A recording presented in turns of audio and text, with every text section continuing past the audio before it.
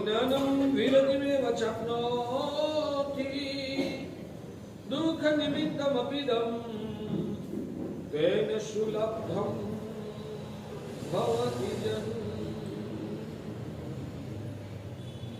भाग्यशालीओ जी भगवान अनंत उपकारी परम करुणा सागर तारक देवादिदेव तीर्थंकर भगवंतों ने जगत के जीव मात्र के कल्याण के लिए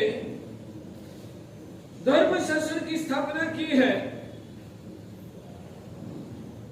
परमात्मा अरिहंत प्रभु ने तीर्थंकर नाम कर्म का उदय होते ही धर्म शासन की स्थापना किया। विश्व के सभी जीवात्माओं को भव सागर से तारने वाला, अनंत सुख की प्राप्ति कराने वाला, परम कल्याणकारी, परम सामर्थ्यमय ऐसा मोक्ष मार्ग की स्थापना किया। इतना अद्भुत शासन की स्थापना करने का सामर्थ्य परमात्मा को किस वजह से प्राप्त हुआ? तो ज्ञानी भगवंत फरमाते हैं कि परमात्मा के हृदय में विश्व के जीव मात्र के प्रति लोकोत्तर करुणा थी। परमात्मा परम करुणा के सागर थे। करुणा के आगे हम परम शब्द का प्रयोग करते हैं। प्रभु शिल्प करुणा के सागर नहीं मगर परम करुणा के सागर थे। क्या ये शब्द प्रयोग आपने पहले कभी सुना है या नहीं सुना है? परम करुणा के सागर, ये शब्द मैं भी प्रवचन में बार बार बोलता हूँ कि परम करुणा सागर ऐसे परमात्मा ने ये मार्ग स्थापन किया है। तो भगवान के करुणा आगे परम शब्द लगाया, परम करुणा के सागर। परम करुणा शब्द का मतलब क्या भाग्यशाली? करुणा का मतलब क्या? करुणा शब्द का मतलब क्या भाग्यशाली? करुणा यानी कि दया भाव, दुखियों को दुखों में से छुटकारा दिलवाने का जो अभिलाष, उसको करुणा कहते हैं। वो हमारा आत्मा का सद्गुण है भाग्यशाली। और ये मानव जन्म पाने के बाद अनंत कालीन मोह जनित जो अवगुण है, उन अवगुणों को विलय करना है और अंदर आत्मा में ही छुपा हुआ पड़ा हुआ जो सद्भुत गुण है, ऐसे गुणों को हमें उजागर करना है। तो करुणा भाव को हमें विकसित करना होगा। जीव मात्र को दुख में से छुटकारा दिलवाने का अभिलाष, वो प्रभु की करुणा है। मगर करुणा के पीछे पहले परम शब्द क्यों बताया? तो कारण ये है कि करुणा भी दो प्रकार की है। एक है लौकिक करुणा और दूसरी है लोकोत्तर करुणा। एक है लौकिक करुणा और दूसरी है लोकोत्तर करुणा। समझना कि जो आत्मा सम्यक दृष्टि होती है वो ही लोकोत्तर करुणा का स्वरूप को समझ सकता है। जो आत्मा सम्यक दृष्टि होती है वो ही लोकोत्तर करुणा का स्वरूप को समझ सकता है। मिथ्या दृष्टि आत्मा जो होती है वो लौकिक करुणा को समझ सकता है, मगर लोकोत्तर करुणा समझने का सामर्थ्य वो आत्म भूमि का मिथ्या दृष्टि आत्मा में नहीं होती। ध्यान से समझना है। जिनको भी जिन शासन का रहस्य को समझना है उनको ये सब पदार्थों को समझना है। तो फिर से बोल रहा हूं, मिथ्या दृष्टि आत्मा जो होती है, मिथ्या दृष्टि में भी दो प्रकार है भाग्यशाली। मिथ्या दृष्टि के भी दो प्रकार है। एक है नास्तिक मिथ्या दृष्टि और दूसरा है आस्तिक मिथ्या दृष्टि। कुछ समझ में ना आए तो पूछना, समझ में ना आए पूछते रहोगे तो विजन क्लियर होगा। नास्तिक का मिथ्या यानी कि मिथ्या दृष्टि आत्मा, उनमें भी दो भूमिका होती है। एक नास्तिक मिथ्या दृष्टि और दूसरा है आस्तिक मिथ्या दृष्टि। जिनके पर गाढ़ दर्शन मोहनीय का आक्रमण है मिथ्यात्व का गाढ़ आक्रमण है, वो आत्मा मिथ्या दृष्टि होते हुए भी गाढ़ मिथ्यात्वी। जबकि आस्तिक जो आत्मा होती है वो भी मिथ्या दृष्टि हो सकता है, मगर आस्तिक में जो आस्तिक मिथ्या दृष्टि है उसका मिथ्यात्व मंद कक्षा का है, इसलिए उनको मंद मिथ्यात्वी कहा जाता है। नास्तिक आत्मा है वो गाढ़ मिथ्यात्वी है, और आस्तिक मिथ्या दृष्टि है वो मंद मिथ्यात्वी है। तो ये मंद मिथ्यात्वी जीवात्मा एक करुणा तत्व में आस्था रखता है। आप लोगों को किसी का दुख मिटाने में खुशी होती है ना जी। आप लोगों को किसी का दुख को मिटाने में खुशी होती है ना, तो उसका मतलब ये हुआ कि आपका मिथ्यात्व गाढ़ नहीं है, मिथ्यात्व मंद पड़ चुका है, इसलिए दूसरे जीवों के पर दया करने में आपको मजा आता है। तो ये आपका सद्गुण है। मगर जैन शासन जिसने पाया है, जिसने जैन शासन को समझा है, जैन शासन जिसके अंदर में उतरा है, जिसकी आत्मा जैन शासन के तत्वों से भावित हुई है, वो आत्मा लौकिक करुणा का, लौकिक दया का आदर करता है। वो आत्मा लौकिक दया का आदर सम्मान करता है, मगर वो आत्मा लौकिक दया को सर्वश्रेष्ठता का दर्जा नहीं दे सकता। समझ में आता है जी? पूछो ना, समझ में आया? कोई प्रश्न ही पैदा नहीं होता आपको क्या? वो आत्मा लौकिक दया को अच्छा मानता है, लौकिक दया को सद्गुण समझ के उसका सम्मान करता है, मगर लौकिक दया को वो सर्वश्रेष्ठता का दर्जा नहीं देता। वो क्या मानता है कि लोकोत्तर दया ही इस जगत में श्रेष्ठ है। सम्यक दृष्टि आत्मा मानता है कि इस जगत में लौकिक दया अच्छी चीज है, मगर वो श्रेष्ठ नहीं है। लोकोत्तर दया, लोकोत्तर करुणा जो है वो ही श्रेष्ठ है। लौकिक में और लोकोत्तर, लौकिक करुणा और लोकोत्तर करुणा, उन दोनों में फर्क क्या है? फर्क क्या है? आज नहीं नहीं नहीं, लौकिक में आडंबरता की बात तो वो तो एक मात्र मायाजाल है। आडंबर वो तो भौतिकता की तृष्णा का एक प्रकार है, आडंबर की बात नहीं। यहाँ आडंबर की वृद्धि अभी नहीं होती, मगर यानी फर्क में ऐसा समझ सकते हैं कि किसी साधक को हम एक समय के लिए सहायक कर रहे, वो लौकिक हो गई, और उसको कायम के लिए खड़ा कर दे, वो लोकोत्तर। मैं लौकिक और लोकोत्तर की परिभाषा की भेद रेखा आपको समझाऊंगा, जिसमें सिर्फ पदार्थों के माध्यम से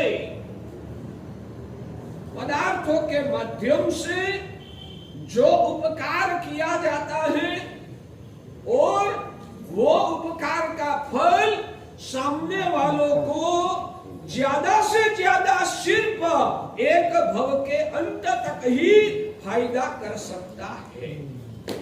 एक एक शब्द को गंभीरता से सुनिए।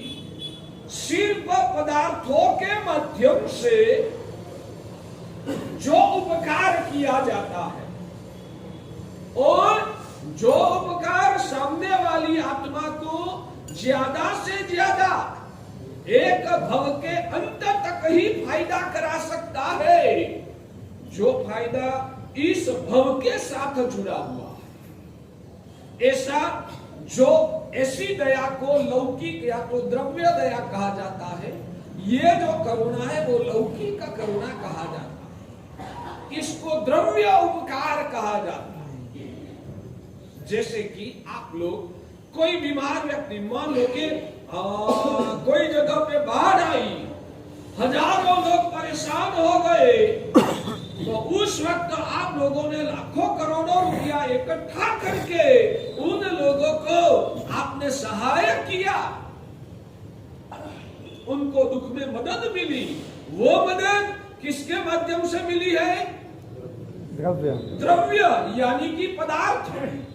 भौतिक चीज वस्तु के माध्यम से वो उपकार हुआ है, और वो उपकार भी उनको जो आपने सहायता किया वो ज्यादा से ज्यादा कब तक फायदा करेगा? ये भव तक, ज्यादा से ज्यादा ये भव तक उनको फायदा, ज्यादा से ज्यादा, पूरा भव तक भी होगा या नहीं पता नहीं, मगर ज्यादा से ज्यादा उसके वो जिंदा रहेगा तब तक उसको फायदा भौतिक रूप से मिलने वाला है। तो इस उपकार को नानी भगवंतों ने द्रव्य उपकार कहो या लौकिक उपकार कहा। समझ में आया? यहां उनकी आत्मा की कोई चिंता नहीं होती है, मरने के बाद उनका भविष्य कैसा निर्माण होगा वो विचार उसमें समाविष्ट नहीं होता है, यानी कि उनका आत्मा के तक आपका विजन भी नहीं पहुंचता है। उनकी आत्मा के तक, आत्मा का जो स्वरूप है वहां तक आपका विजन भी नहीं पहुंचता है, तो वो उपकार तो आप कैसे करते?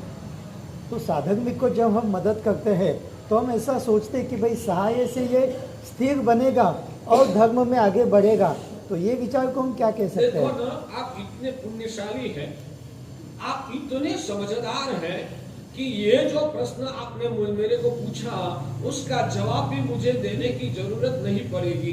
आप व्याख्या को क्लियर एक बार समझ लो, उस व्याख्या के आधार पर आप जो सहाय कर रहे हो उसकी तुलना करो, आपको खुद को अंदर से जवाब मिल जाए। अपने देश में कोई भी भौतिक सहाय करने से ज्यादा टेक्निक दिया जाए ना, उसका महत्व ज्यादा है। अमेरिका के पास से आप शस्त्र सरंजाम खरीद करो, और दूसरे नंबर में शस्त्र सरंजाम करोड़ों अबजों खरबों रुपए का शस्त्र सरंजाम नहीं चाहिए, ये शस्त्र बनाने की टेक्निक हमको दे दो, तो दोनों में से ज्यादा फायदा।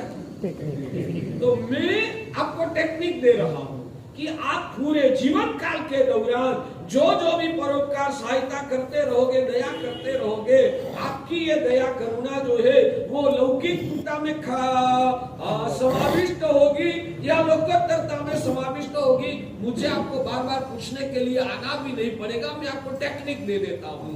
ये विजन जिसमें छुपा हुआ है, ये शर्तें जिसमें जुड़ी हुई है वो लोकोत्तर है, ये शर्तें जिसमें नहीं जुड़ी है वो लौकिक।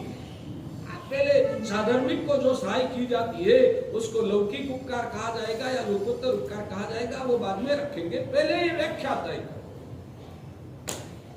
आज हमारा एवरेज पूरा जैन समाज जिसने शास्त्रों की पढ़ाई करने का छोड़ दिया है, आप लोगों की बात करता हूं, शास्त्रों की पढ़ाई करने का, शास्त्रों में तो आगम ग्रंथों का जो भगवान गणधर भगवंतों ने रचना किया है, उसके बाद महापुरुषों ने हजारों शास्त्र ग्रंथों की रचना करके जो जैन दर्शन का तत्व को क्लियर किया है न, वो तो पढ़ने का आप लोगों को मन भी नहीं होता है। उसके लिए आपको टीवी दिखने के लिए 3-3 घंटा मिल सकता है, भगवान के वचनों का स्वाध्याय करने के लिए आपको अंदर से इच्छा भी नहीं होती है। बाकी ये जब पढ़ो ना तब अहोभाव पैदा होगा, क्या भगवान ने अद्भुत बताया। तो आप लोग शास्त्र पढ़े नहीं है ना, इसलिए आप इतने नीचे गिरते जा रहे हैं। आप लोग शास्त्र पढ़ते नहीं है इसलिए आप इतने नीचे गिरते जा रहे हैं कि जैन दर्शन का जो लोकोत्तर स्वरूप और प्राथमिक मानवता के लेवल का धर्म, इन दोनों को आपने एक समान समझ लिया है। अज्ञानता की वजह से समझ के कुछ बोलो ना तो हमको भी सुनने का भी पसंद आए। आप लोगों को समझना है नहीं, पढ़ना ही नहीं है, शास्त्रों का स्वाध्याय भी नहीं करना है, अध्यात्म के डिब्बे भी जाना नहीं है, और आपने मान लिया कि भगवान का धर्म यही है। कोई भूखा है तो उनको खाना खिलाना, कोई ठंडी में परेशान हो रहा है तो कंबल उठाना, कोई बीमार है तो उसको दवाइयां का पैसा दे देना, उसको आपने श्रेष्ठ धर्म और भगवान ने वही धर्म बताया है वैसा आपने मान लिया। और उससे एक स्टेप आगे जाकर बताओ, आप लोगों को लगता है कि भगवान ने जो धर्म बताया ना वो तो आउट ऑफ डेट है। आज के जमाने में सामायिक क्या, प्रतिक्रमण क्या, स्वाध्याय क्या, हमें तो गरीब को मदद करना वही श्रेष्ठ धर्म है, ऐसा आप लोगों ने मान लिया। हम दुखी के प्रति हम कठोर नहीं, हम इस जगत में जो दुखों से भौतिक रूप से भी परेशान है ना, उसके प्रति हमारा प्रेम और करुणा कम नहीं है, आपसे भी ज्यादा है। मगर हम उसको टेम्पररी सुख देना नहीं चाहते हैं, हम उनको परमानेंट सुख दिलाना चाहते हैं। और परमानेंट सुख कैसे दिया जाए? और एक बात समझना, कभी कभी क्या होता है, परमानेंट सुख दिलाने के लिए टेम्पररी दुख का भी आदर करना वो जरूरी बन जाता है। ये सत्य को समझो। आज आप लोग इस सत्य को नहीं समझते हैं, इसलिए मूर्खता से भर गए हैं। आप मूड है, मूड। आप लोगों के लिए बोलो, आप लोग मूड बन चुके हैं। आपको डीपली तत्व को और सत्य को समझने की क्षमता भी आप लोगों ने गंवा दिया। मैं जो बोल रहा हूं ना, जो सही रूप से समझोगे ना, तो आपको आपके संसारिक जीवन में भी ये सत्य काम आएगा कि कभी लंबे समय तक का परमानेंट सुख की प्राप्ति करने के लिए टेम्पररी दुखों का आदर करना ना, वो भी समझदारी है। टीवी और मोबाइल के जमाने में ये समझ का विकास कैसे हो? आप लोगों को तो अंतर से चिंतन तो करना ही नहीं है, सिर्फ इंद्रियों की तृष्णाओं पोषने में आप लोगों ने आपकी बुद्धि को डेढ़ कर दिया है। ऐसा आपको पता, आपका दिमाग कब चलता है और दिमाग बंद कब हो जाता है? आप जानते हैं? आपकी बात कर रहा हूं। आप लोगों का दिमाग कब चलता है और कब बंद हो जाता है? जब कोई विषय की तृष्णा में जब आप आसक्त हो जाते हो, तब आपका दिमाग निष्क्रिय हो जाता है। अंदर की संग्रह जब सक्रिय होती है, अंदर की वासना तृष्णा जब भरपूर जलती है ना, तब ये दिमाग बंद हो जाता है। मैं जो बोल रहा हूं उसमें कुछ दम लग रहा है या नहीं लग रहा? मेरी बात में सच्चाई महसूस होती है या नहीं होती? जब आपका अंतर तृष्णा वासना से भरा हो जाता है, भर जाता है, और उस विषयों में जब आपका मन एक आसक्त हो जाता है ना, तब आपका दिमाग निष्क्रिय हो जाता है। किसी को मेरी बात नहीं जम रही, पूछना है तो पूछ सकते हैं। पूछना है या तो प्रश्न करो, मेरी बात नहीं जम रही है तो मना करो, या तो मेरी बात जमती है तो मेरी बात में आप मुझे रिस्पॉन्स देके सहयोग करो। अपनी सहयोग की प्रक्रिया जी सर, करो ना, घबराते क्यों? समझो तो जीवन में समझ में आएगा। जब अंतर वासना तृष्णाओं से भर जाता है और मन आसक्त, कोई विषय में जब आसक्त होता है ना, तब उसका दिमाग जो है ना वो निष्क्रिय हो जाता है। तो संसार के बाद और आप लोगों का परिणति इस स्तर में अटक गई होने की वजह से आपको यह सत्य समझ में नहीं आता कि कभी कभी परमानेंट सुख की प्राप्ति करने के लिए टेम्पररी दुखों का आदर करना वो भी फायदाकारक होता है। जैसे उदाहरण देके बताऊं कि मुझे बुखार आया है, एक तो बुखार की पीड़ा सहन नहीं हो रही है, बुखार की पीड़ा सहन नहीं हो रही है, इस पीड़ा से में भी छुटकारा पाना है।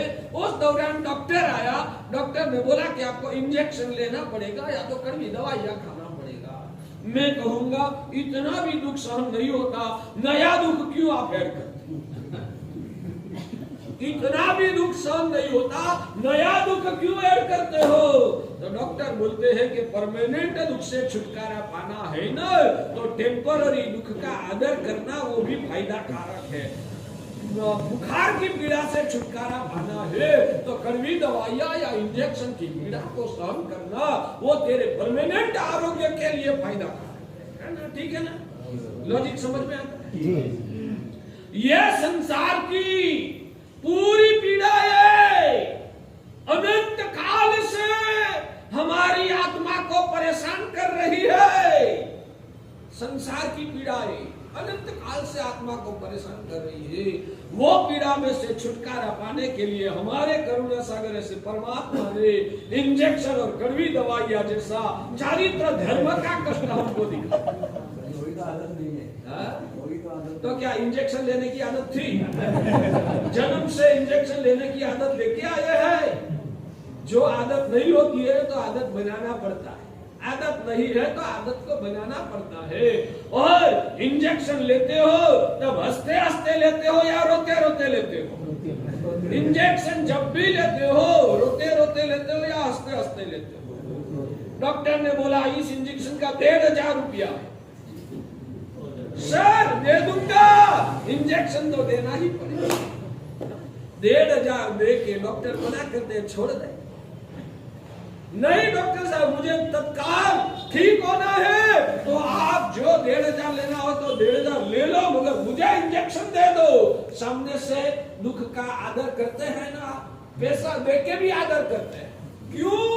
पता है कि ये सामने से सत्कार करके लिया हुआ जो इंजेक्शन का दुख, वो बुखार की पीड़ा में से छुटकारा दिला सकते हैं। तो हम इंजेक्शन का जो पीड़ा है उसका सामने से आदर करते हैं ना। बस याद रखिए, आप लोगों के मन में बहुत सारे संशय है, आप आके खुल के बोलते नहीं। गुरु महाराज ये चारित्र जीवन का कष्ट, वो भी आप हंसते हंसते कैसे सहन कर सकते हैं? प्रश्न होता है।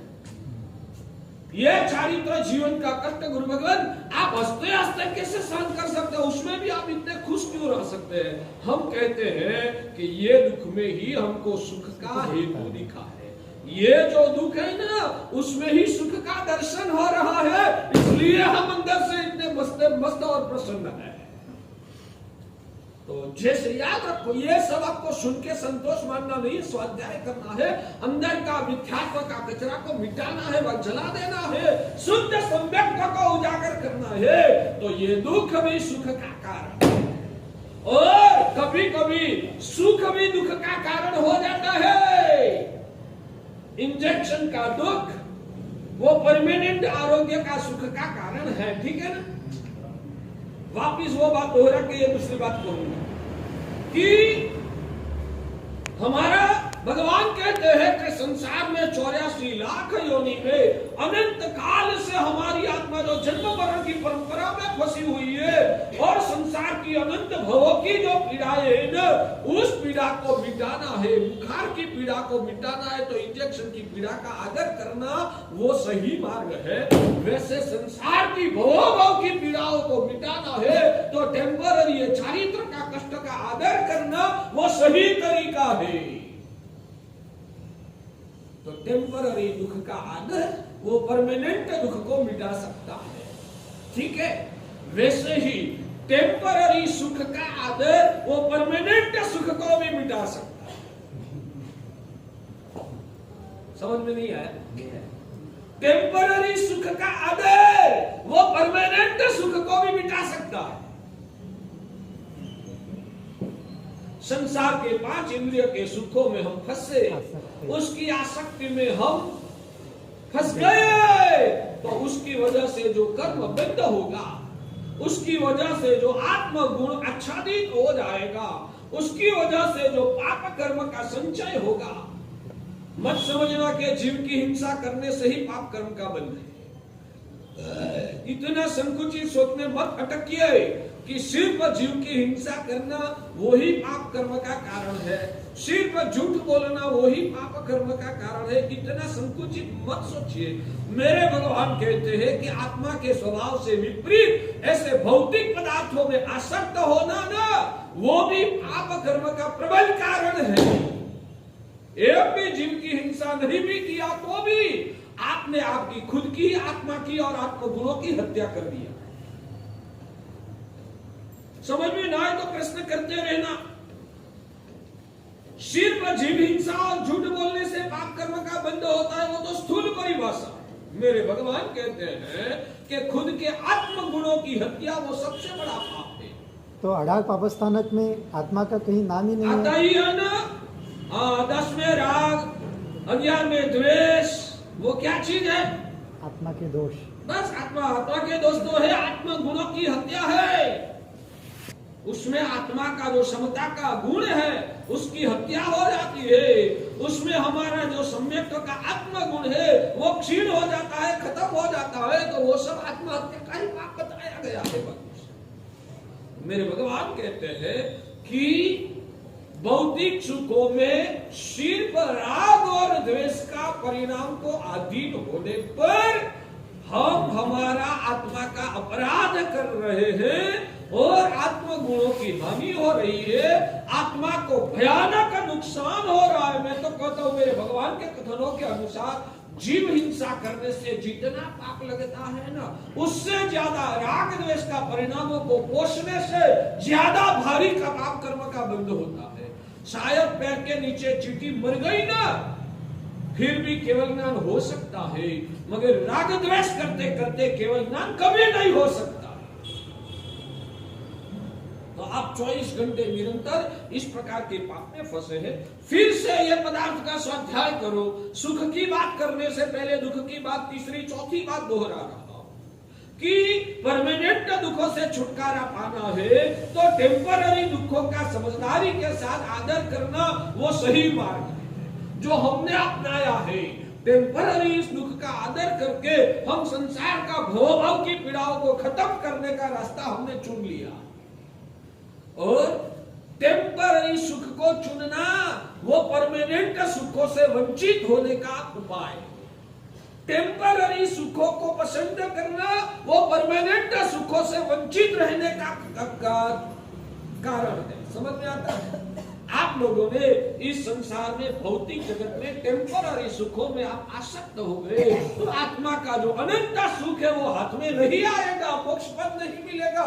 84 लाख योनि के चक्कर में आपको फंसना भटकना पड़ेगा।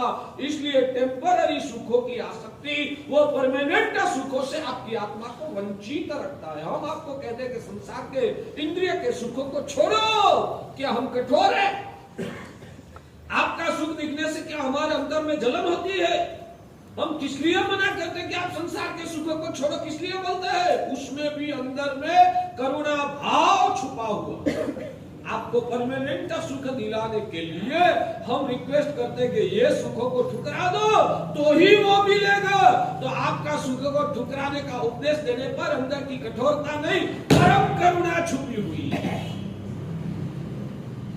समझ में आता है पुण्यशाली जी भगवान। तो अज्ञान और मिथ्यात्व की वजह से शास्त्र आप लोगों को पढ़ना ही नहीं है और शास्त्र का ज्ञान का अभाव की वजह से कहां तक आप नीचे गिर गए कि अरिहंत भगवान जो लोकोत्तर ज्ञानी थे उन्होंने दिखाया हुआ मार्ग का भी आप अपलाप करने लगे, उसकी भी टीका करने लगे। वो आउट ऑफ डेट है। आज के जमाने में उसकी क्या आवश्यकता है? लौकिक दया करने में ही आप लोगों को श्रेष्ठ धर्म का दर्शन हो। सामयिक करने से क्या मिलेगा? प्रतिक्रमण करने से क्या मिलेगा? भगवान की पूजा करने से क्या मिलेगा? कोई गरीब को दान दो तो बेचारा का दुख दूर होगा। इससे अपन को क्या फायदा? ऐसे ऐसे प्रश्न धर्मात्माओं के मन में भी ठीक है। कुलाचार से मिला है तो धर्म करता है, मगर मन में तो ये संशय बहुत सारे लोगों को सताता है। आपका नंबर तो इसमें नहीं है ना भाग्यशाली? नहीं है। जिनका नंबर इसमें नहीं है ना उसको हाथ जोड़ के मैं धन्यवाद देता हूँ। सच में ये समझदारी क्लियर होना बहुत दुर्लभ है। तो मेरे भगवान कहते हैं लौकिक उपकार वो सामने वाली जीवात्मा को एक भव तक ही ज्यादा से ज्यादा फायदा देता है। मर जाएगा, यह दुनिया फानी दुनिया को छोड़ के चला जाएगा, बाद में भी उनका आत्मा का अस्तित्व तो अनादि अनंत है। जैन दर्शन ने यह सत्य को सबसे पहले स्वीकारा है कि आत्मा नाम की जो चीज है वो अनादि अनंत है, अविनाशी है, उसकी कभी उत्पत्ति नहीं हुई है। आत्मा की उत्पत्ति कभी किसी ने नहीं किया। आत्मा का अस्तित्व अनंत काल से है और मृत्यु 50 साल के बाद हो जाएगा। यानी मृत्यु होगा का मतलब यह है कि शरीर छूट जाएगा, शरीर के अंदर से आत्मा है जो वो चली जाएगी, मगर उस आत्मा का अस्तित्व का विनाश अनंत काल में कभी होने वाला नहीं है।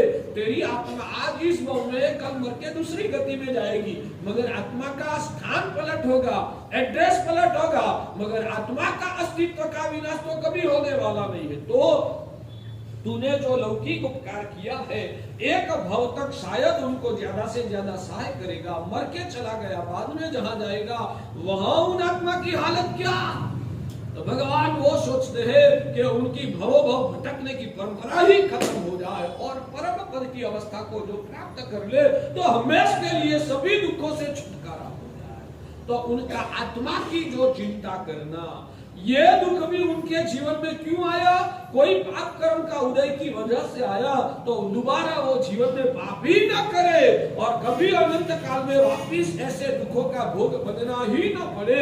वैसी उनकी आत्मा को ऊंचे उठा लेना न, वो सही और कायमी उपकार है और इस उपकार को लोकोत्तर उपकार कहा जाता है, जो भवोभव तक उनकी आत्मा को बचाने वाला है।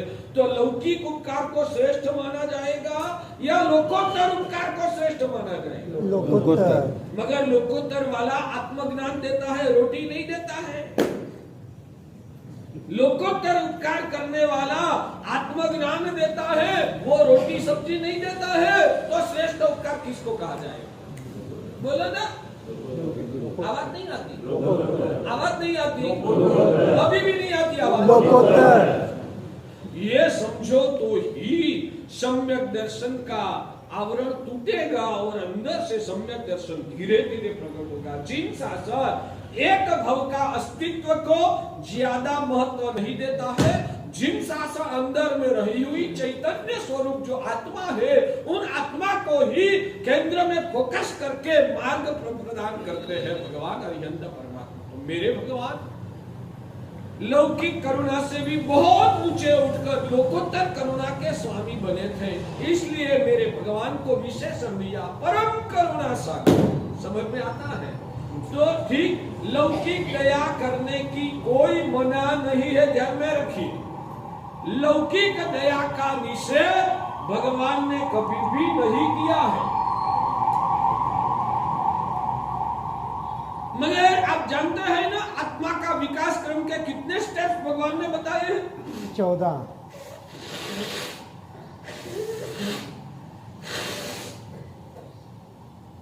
आत्मा का विकास के कितने स्टेप्स भगवान ने बताए हैं भाग्यशाली? 14 साहब। 14, जिसको शास्त्र की परिभाषा में 14 गुण स्थानक कहते हैं, जिसको शास्त्र की परिभाषा में भगवान 14 गुण स्थानक कहते हैं, उसमें से लौकिक करुणा का परिणाम, लौकिक दया का जो परिणाम, दुखी का दुख को देखकर उनको दुख में राहत करने की जो अभिलाषा, वो करुणा है। वो करुणा कौन सा स्टेप्स का गुण है, यानी कि कौन सा गुण स्थानक का वो गुण है? कौन सा गुण स्थानक का वो गुण है? लौकिक दया वो गुण है, मगर वो कितने गुण स्थानक का गुण है? वो सिर्फ पहला गुण स्थानक का गुण। पहला गुण स्थानक में कोई भी दुखी का दुख को देखकर दया का परिणाम पैदा होता है, वो पहला गुण स्थानक।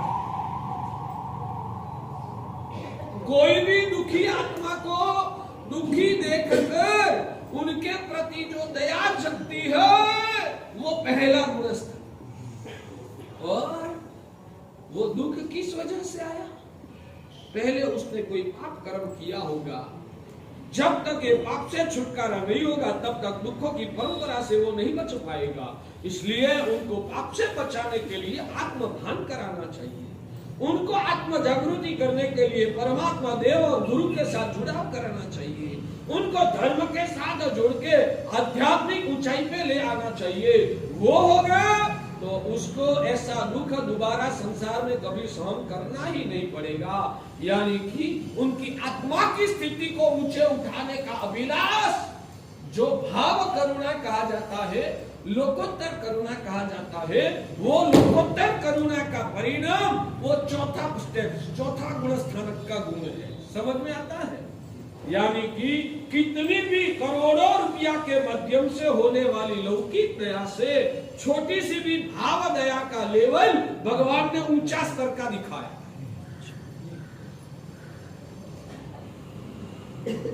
कुछ पूछना है तो इतना विजन क्लियर हो गया तो आगे चलूंगी। इसमें किसी को कुछ पूछना है तो पूछ सकते। બીજા અને ત્રીજા ગુણ સ્થાનકને સમજવા માટે પહેલા તમારે ચોથું ગુણ સ્થાનક સમજવું જરૂરી છે। जब तक चौथा गुण स्थानक और ऊपर की भूमिकाओं को आपने नहीं समझा है, तब तक दूसरा और तीसरा गुण स्थानक को समझना आपका हैसियत से बाहर की बात है, इसलिए उसको टच नहीं करते। और दूसरी बात वो भी है, पहले गुण स्थानक से दूसरा और तीसरा गुण स्थानक की स्पर्शना प्राय असंभव जैसा है। पहले गुण स्थानक से जीव का डायरेक्ट जंप होता है चौथे गुण स्थानक, इसलिए अभी वो दूसरा तीसरा समझने का लेवल नहीं है, वो चौथे गुण स्थानक से नीचे की भूमिका है। और वो जो ज्यादातर आता है तो चौथे से ही आता है, इसलिए वो थोड़ा कठिन विषय है, इसलिए वो अभी नहीं समझा रहा हूं। तो पहले से चौथे डायरेक्ट जाना है। और भगवान, मेरे भगवान लोकोत्तर ज्ञानी थे, परम करुणा के सागर थे, और परम करुणा सागर होने की वजह से भगवान ने अपने मन में भावना रखी, जो होवे मुझे शक्ति इसी सभी जीव करूं शासन। चौथा सिर्फ भाव से तो नहीं होता है ना, क्या सिर्फ भाव से ही होता है? क्या चौथा गुणस्थानक जो है, चौथा वो सिर्फ भाव करने से होता है? सब गुण स्थानक भाव से ही होता है। द्रव्य तो भाव को पाने का सिर्फ एक साधन है। गुण स्थानक की जो परिभाषा भगवान ने बताई है, वो आत्मा का गुणों के आधार पर ही गुण स्थानक की व्यवस्था जो है वो भाव से ही है। द्रव्य तो सिर्फ पाने का उपाय है, द्रव्य का ज्यादा महत्व जिन शासन में है।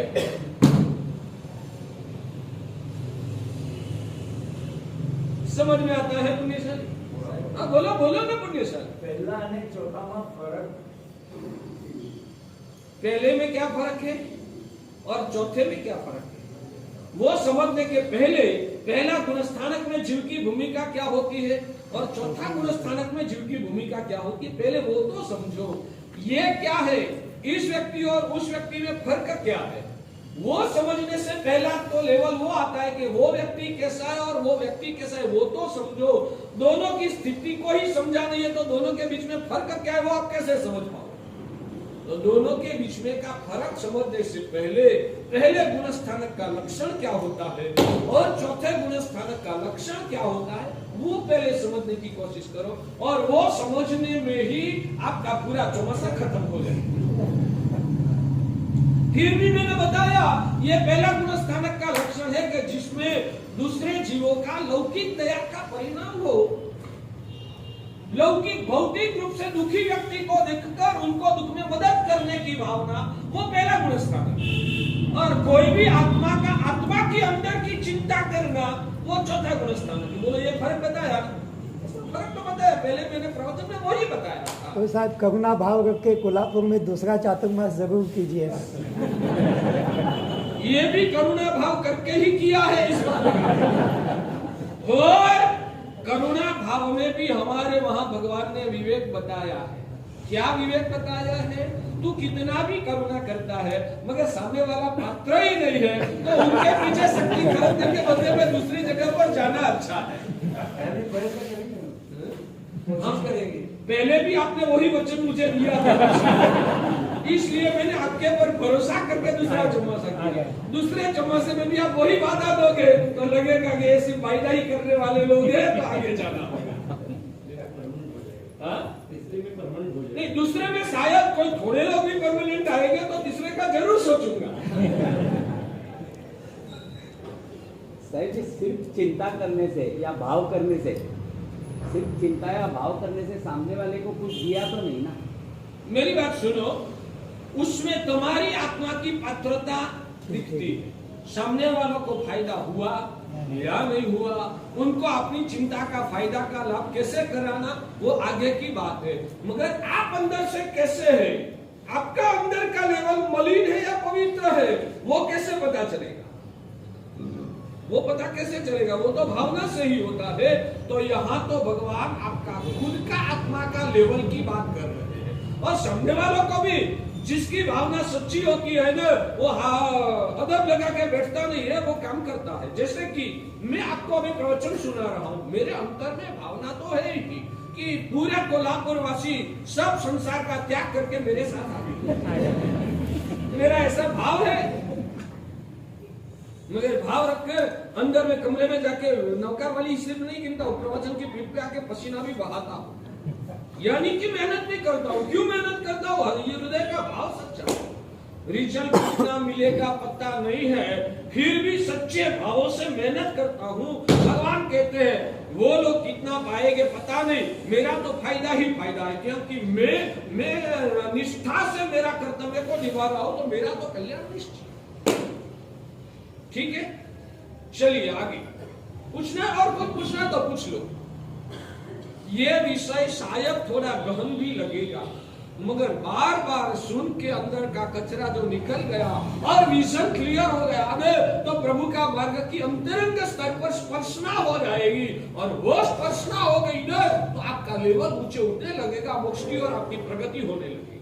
साहब, मोक्ष में भी आत्मा का स्वरूप रहता है? मोक्ष में भी आत्मा का स्वरूप रहता है? आत्मा का तो अस्तित्व अनादि अनंत है, मैंने पहले ही बताया। आप लोग क्या है, मैं जो बताता हूँ ना उसको आप गंभीरता से दिमाग में लेते नहीं हो, चिंतन करते नहीं हो। पहले मैंने आपको क्या बताया कि आत्मा की उत्पत्ति कभी नहीं होती, वो अनादि काल से है, और आत्मा का विनाश भी कभी होने वाला नहीं है, वैसा मैंने पहले बताया ना। तो मोक्ष यानी सब कर्म का बंधन से मुक्ति। तो कर्म का बंधन आत्मा से जुड़ा हुआ है। कर्म का बंधन आत्मा से जुड़ा हुआ है, जुड़ा हुआ है। तो मोक्ष में आत्मा है तो फिर कर्म का बंधन टूट जाता है। मेरा शरीर पे मेल लगा हुआ है, मेरा शरीर के पर मेल लगा हुआ है, मैंने अच्छे से अच्छे साबुन और गर्म पानी का यूज करके इस मेल को मिटा दिया। मेल को मिटा दिया तो क्या मेरा शरीर का ही विनाश हो जाएगा? शरीर तो रहता ही है, उसके पर लगा हुआ जो मेल है वो चला जाता है, तो मेल के बिना शरीर जैसे शुद्ध हो जाता है वैसे, मगर शरीर तो वापिस भी मेला हो जाएगा। मगर आत्मा एक बार पूर्ण रूप से शुद्ध हो गई तो वो आत्मा राग द्वेष अब तो अंतर में है ही नहीं, तो वापिस कभी मेली होने वाली नहीं है। मगर आत्मा का तो अस्तित्व मोक्ष में अनंत काल तक टिकने वाला है।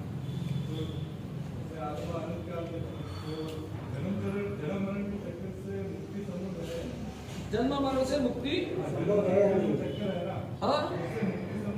हाँ हमारे शास्त्र में तो मुक्ति दरे हर जीवात्मा के लिए, यानी कि जो भव्य आत्मा है तो उनके लिए जन्म मरण की परंपरा हमेशा के लिए खत्म हो जाए, वैसा सर्वज्ञ भगवान महावीर प्रभु ने फरमाया है, यानी कि जन्म मरण का अंत हो जाता है। बौद्ध दर्शन में ऐसा बताया जाता है कि आत्मा का जब निर्वाण होता है तब क्या होता है, पुण्य और पाप दोनों का क्षय होने के बाद आत्मा का अस्तित्व ही खत्म हो जाता है, आत्मा का अस्तित्व विलीन हो जाता है, वैसा बौद्ध दर्शन में कहा है।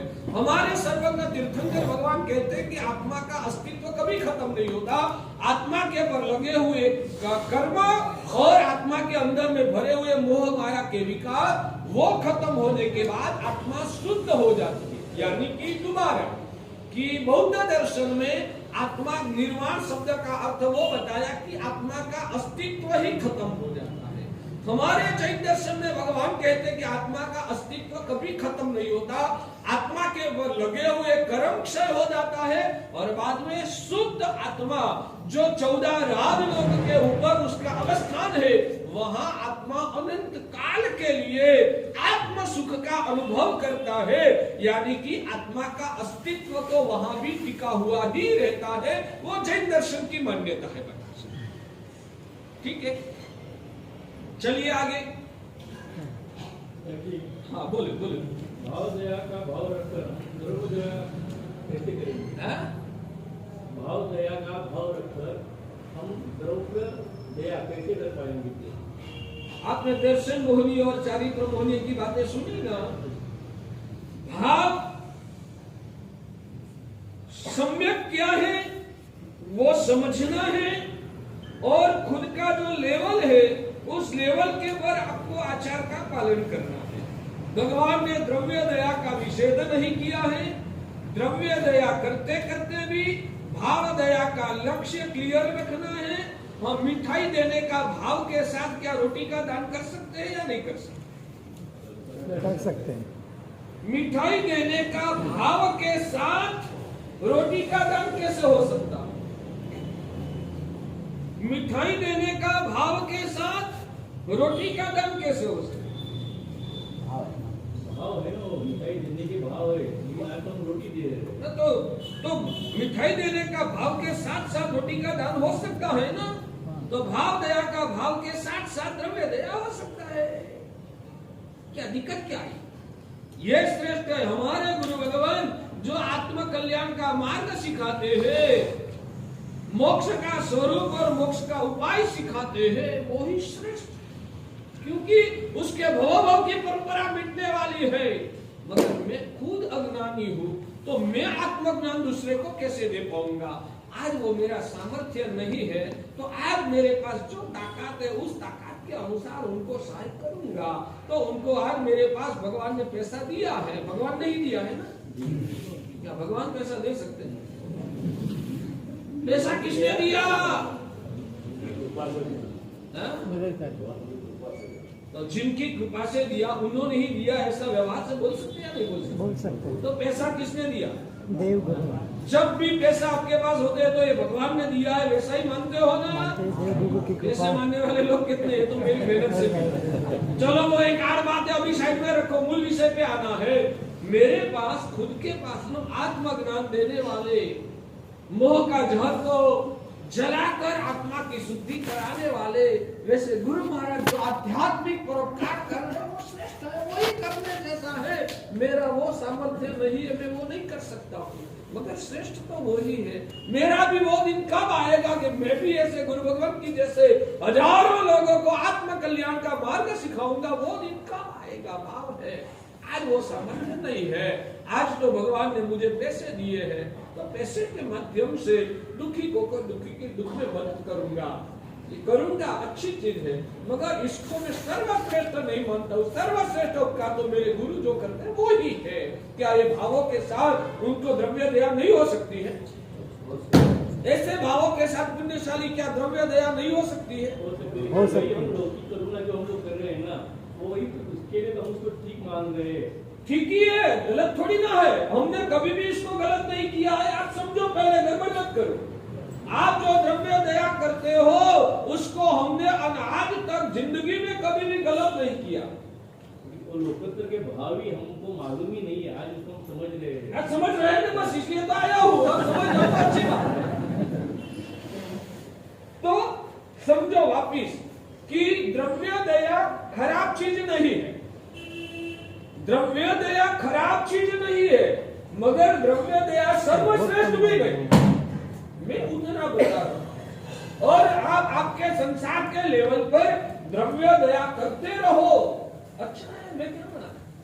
मगर द्रव्य दया में ही श्रेष्ठ धर्म छुपा हुआ है। उससे बढ़िया इस दुनिया में कुछ है ही नहीं। वो जो आप मान के बैठ गए, वो गड़बड़ में आपको पिटाने की।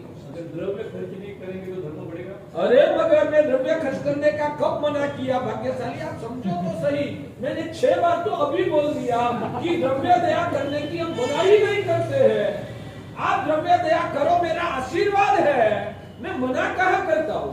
मैं उतना ही कहता हूँ कि एक व्यक्ति 10 रुपये का दान करता है, दूसरा व्यक्ति 10,000 का दान करता है, तो ये दोनों प्रकार के दान में अच्छा क्या? एक व्यक्ति 10 रुपये का दान करता है, दोनों करोड़पति है। दोनों करोड़पति है, दोनों में से एक व्यक्ति 10 रुपये का दान करता है, दूसरा व्यक्ति 10,000 का दान करता है, तो श्रेष्ठ क्या? भावना में वही बोल रहा हूं ना, दोनों करोड़पति है। फिर एक 10 रुपये का दान करता है, दूसरा 10,000 का दान करता है, तो दोनों में से अच्छा क्या? तो आपने बोला कि 10,000 का दान अच्छा, उसका मतलब आपने वो कहा कि 10 रुपये का दान नहीं करना, ऐसा बोला? समझो, थोड़ा बुद्धि को शार्प बनाओ। 10,000 वालों को श्रेष्ठता का दर्जा दिया, उसका मतलब हम ऐसा नहीं करते कि 10 रुपये का दान नहीं करना।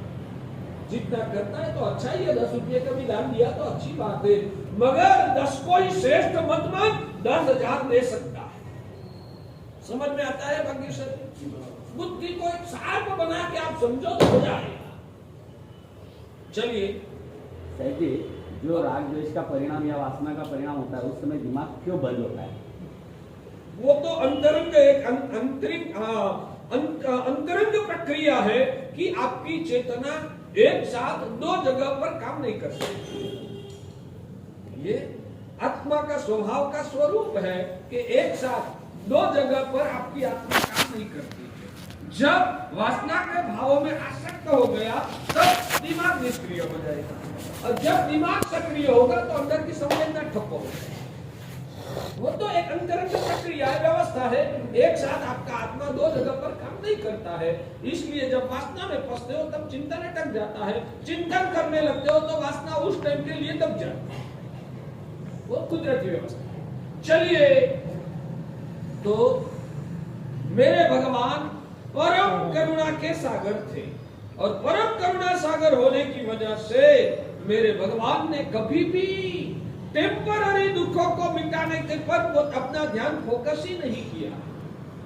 भगवान महावीर के समवसन में बहुत सारे श्रीमंत समृद्ध राजा महाराजा चक्रवर्ती और इंद्र भी आते थे, और वो ही भगवान के दरबार में गरीब पुनिया और द्रमक जैसे गरीब लोग भी भगवान की प्रसन्नता में आते थे।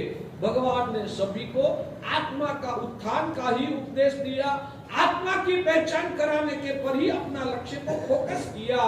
भगवान ने इस भाव का टेम्पररी दुखों को मिटाने के पर अपना ध्यान फोकस नहीं किया।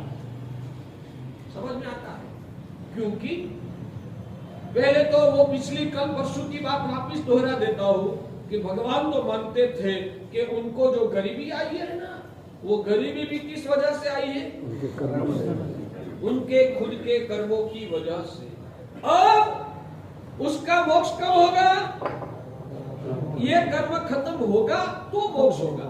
ये कर्म खत्म करने के लिए ये गरीबी वो तो उनके फायदे में है, ये गरीबी वो तो उनके फायदे में है, तो उनका बचाने का फायदे का व्यापार चल रहा है। और भगवान अपने भक्तों को प्रेरणा करके संपत्ति दिलवाकर उनका जो फायदे का व्यापार चल रहा है कर्मक्षय का, वो कर्मक्षय का व्यापार को रोकने का काम भगवान क्यों करेंगे? लेकिन गरीबी में सब अर्थ ध्यान तो ज्यादा होता है प्राय करके। नहीं, उसमें गरीबी कोई जिम्मेदार नहीं है, पैसेदार के अर्थ ध्यान नहीं करते हैं तो लेकिन धर्म हाँ? लेकिन साहब प्राय देखा जाए, प्राय नहीं, ऐसा स्टेटमेंट दो जो व्यक्ति मोहग्रस्त होते हैं वो गरीबी में हो या श्रीमंताई में हो, वो 24 घंटा अर्थ ध्यान में ही रहता है। और जो व्यक्ति हलुकर्मी है, जो धर्म स्वरूप को समझा है, वो चाहे श्रीमंताई में हो या चाहे वो गरीबी में हो, वो हर पल धर्म ध्यान में ही रहता है। तो धर्म ध्यान और अर्थ ध्यान को गरीबी और श्रीमंताई के साथ तात्विक कोई लेना देना ही नहीं है। पुण्य श्रावक गरीबी में था, फिर भी धर्म ध्यान में रहता था, और वो मम्मा श्रीमंताई के घेर पर खड़ा था, फिर भी वो 24 घंटा अर्थ ध्यान में रहता था। तो अर्थ ध्यान और धर्म ध्यान को श्रीमंताई और गरीबी के साथ लेना देना ही कहा है भगवान। समझ में आता है? तो बस आज समय हो चुका है, समापन कर रहा हूं। इतना सिद्धांत को जो जैन धर्म आपकी आत्मा को छुआ है, जैन धर्म का मर्म को आपने समझा है, तो इतना विजन क्लियर करो कि लौकिक दया अच्छी बात है, वो कोई अवगुण नहीं है, दुर्गुण नहीं है, वो भी सद्गुण है, मगर वो पहले गुण स्थानक का लेवल 10 रुपये की नोट के दान जैसा है, यानी कि उसका दर्जा निचले स्तर का। और लोकोत्तर उपकार यानी कि सामने वालों का आत्मा का कल्याण की भावना और खुद का भी आत्मा का कल्याण की भावना, यानी कि आत्म तत्व की ओर आपका नजर का केंद्रित होना, वो भाव दया है। और वो द्रव्य दया के पैमाने में ऊपर का लेवल का धर्म भगवान ने कहा है। इतना समझ में आता है? तो करोड़ों रुपये का दान देने वालों से भी एक व्यक्ति को सामायिक में जोड़ने वाला करोड़ों रुपया का दान करता है, वो लौकिक उपकार है। करोड़ों रुपये का दान करना वो लौकिक उपकार है, और एक व्यक्ति को हाथ पकड़ के गुरु के पास लाना वो लोकोत्तर उपकार है।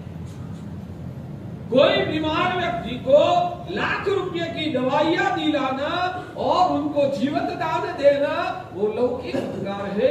एक व्यक्ति को प्रेरणा करके प्रोत्साहित करके सामायिक में जोड़ना वो लोकोत्तर जमता है, क्योंकि उसमें डायरेक्ट आत्मा का उत्थान का मार्ग उन आत्मा को मिल जाता है। तो मेरे भगवान परम करुणा के सागर यानी कि लोकोत्तर करुणा के स्वामी थे।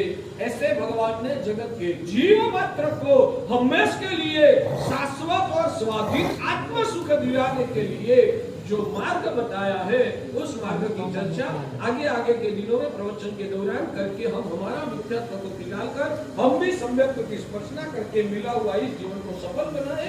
वही अंतर से मंगल कामना, वही अंतर से धन्यवाद अमृतवाणी। चलो।